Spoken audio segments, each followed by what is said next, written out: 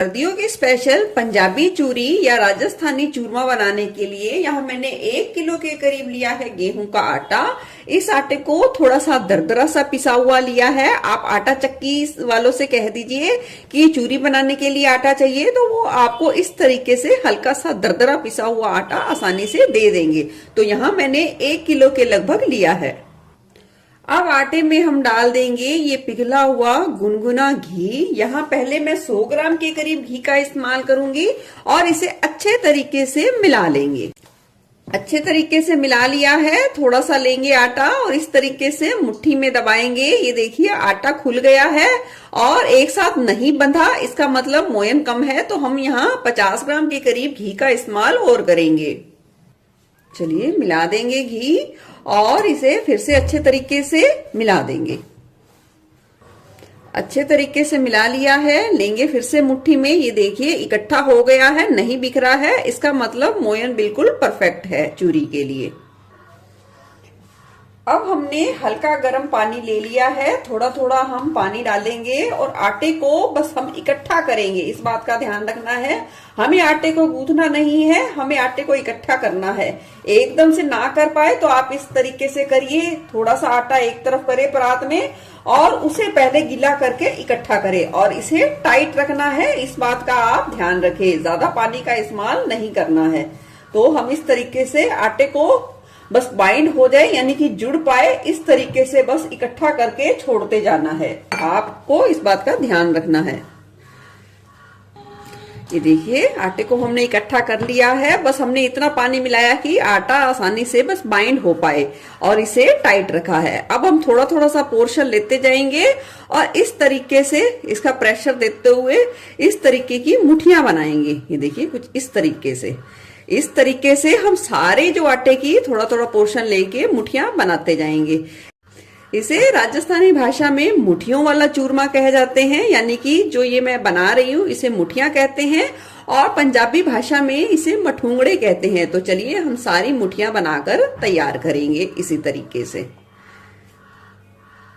चलिए सारी मुठियां बनके तैयार है। अब करते हैं फ्राई। अब हम लेंगे कढ़ाई में हम डाल देंगे देसी घी और इसे अच्छे तरीके से गर्म करेंगे। घी जैसे ही गर्म होगा हम इसमें डाल देंगे ये तैयार की हुई मुठियां। एक बार में जितनी आए आप उतनी आसानी से डाल सकते हैं। गैस की फ्लेम को लो टू मीडियम पर सेट करते हुए पहले हम इसे थोड़ा सा सिकने देंगे। थोड़ा सा सिकने के बाद अब हम इसे पलट देंगे। अब अलट पलट के इन मुठियों को अच्छा सुनहरा होने तक सेक लेंगे। गैस की फ्लेम को लो टू मीडियम पर ही रखना है, इस बात का आप ध्यान रखें ताकि अंदर तक अच्छे तरीके से सिक पाए। चलिए बढ़िया गोल्डन कलर आ गया है मुठियों पे। अब हम इसे निकाल लेंगे एक प्लेट में और ठंडा होने के लिए छोड़ देंगे और सारी मुठियों को इसी तरीके से फ्राई करेंगे। सारी मुठियों को अच्छे तरीके से फ्राई कर लिया है, हल्का ठंडा भी कर लिया है। अब हम इसे टुकड़ों में इस तरीके से तोड़ देंगे। सारी मुठियों को पहले हम इसी तरीके से तोड़ेंगे। अब मुठियों को इस तरीके से टुकड़ों में तोड़ लिया है। अब हम थोड़ा थोड़ा सा पोर्शन लेते जाएंगे और इसे मिक्सी जार में डालेंगे और 1 से 2 सेकंड मात्र चलाएंगे और फिर मिक्सी जार को रोक के उसे चम्मच से चलाएंगे और जरूरत पड़े तो फिर 1 आधे सेकंड के लिए चलाएंगे और इसी तरीके से इसे दरदरा सा पीस कर तैयार करेंगे। हल्का मोटा दरदरा रखना है, तभी वो टेक्सचर, वो टेस्ट आ पाएगा। ये देखिए कुछ इस तरीके से सारी मुठियां दरदरा सा इसे पीस कर तैयार किया है। 2-2 मुठियां तोड़कर आप मिक्सी जार में डालते जाइए और पहले 2 सेकंड चलाना है, फिर रुक के 2 सेकंड उसे चला के फिर चलाना है। मात्र 4 से 5 सेकंड में पीस के तैयार हो जाता है एक बारी में। तो चलिए बढ़ते हैं नेक्स्ट प्रोसेस की तरफ। अब भारे तले वाली हमने कढ़ाई ले ली है। जिस घी में हमने मुठियों को फ्राई किया था उसे हमने अच्छे तरीके से छान लिया है, उसे हम यूज करेंगे। तो यहाँ थोड़ा सा घी ले लिया है, लगभग 1 चम्मच के करीब। डाल देंगे ये चूरी यानी कि चूरमा गैस की फ्लेम को लो टू मीडियम पर सेट कर देंगे और इसे चलाते हुए अच्छे तरीके से भुनेंगे जब तक खुशबू ना आने लग जाए और ये बिल्कुल खिल ना जाए और हल्की हल्की सी अच्छे तरीके से लाल ना हो जाए। देखिए, अगर कच्चे में हम चूरमा बनाएंगे या चूरमा लड्डू बनाएंगे या पंजाबी चूरी बनाएंगे तो कोई भी टेस्ट नहीं आएगा। तो इसे भूनना बहुत ज्यादा जरूरी है और इसे लगातार भूनना है ताकि ये कहीं से भी लगे ना और एक साथ अच्छे तरीके से भुन पाए। देख सकते हैं चूरी का टेक्सचर, देखने से ही पता चल गया होगा कितनी बढ़िया लाल हो गई है, कितना बढ़िया इससे सुनहरा रंग आ गया है। इसी स्टेज तक भुननी है। लो फ्लेम पे 12 से 15 मिनट का समय लग गया है चूरी को अच्छे तरीके से भुनने में। तो चलिए अब चूरी को हम निकाल लेंगे एक खुली परात में। चलिए, सारी चूरी को हमने अच्छे तरीके से भून लिया है। अब हम इसे ठंडा करके अच्छे तरीके से एयरटाइट कंटेनर में स्टोर कर सकते हैं 1 से 2 महीने के लिए, बिल्कुल खराब नहीं होगी। और जब भी हमें मीठा खाने का मन हो तो हम तुरंत इसमें मीठा मिलाएंगे या इसे एज ए चूरी सर्व कर सकते हैं या चूरमा लड्डू बना के सर्व कर सकते हैं। तो कैसे बनाएंगे तो चलिए मैं बताती हूँ।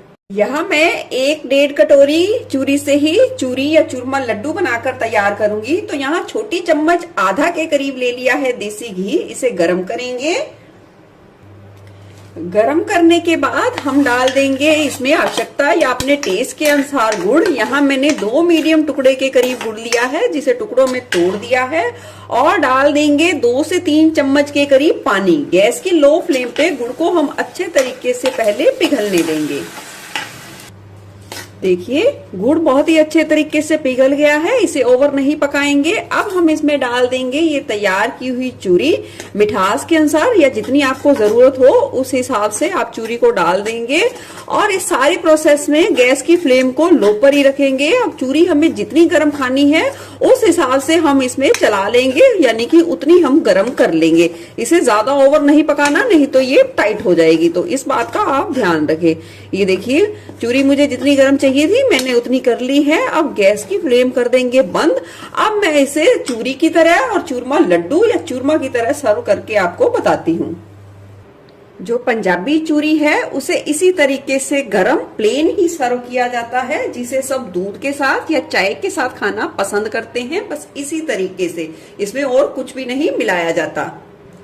और जो राजस्थानी चूरमा होता है या चूरमा लड्डू होता है उसे इस तरीके से तैयार करके उसमें या तो इलायची पाउडर मिलाया जाता है, अगर आपको पसंद है तो आप वो भी मिला सकते हैं, या घी में सेके हुए थोड़े से ड्राई फ्रूट्स भी मिला सकते हैं। उसे इस तरीके से सर्व किया जाता है।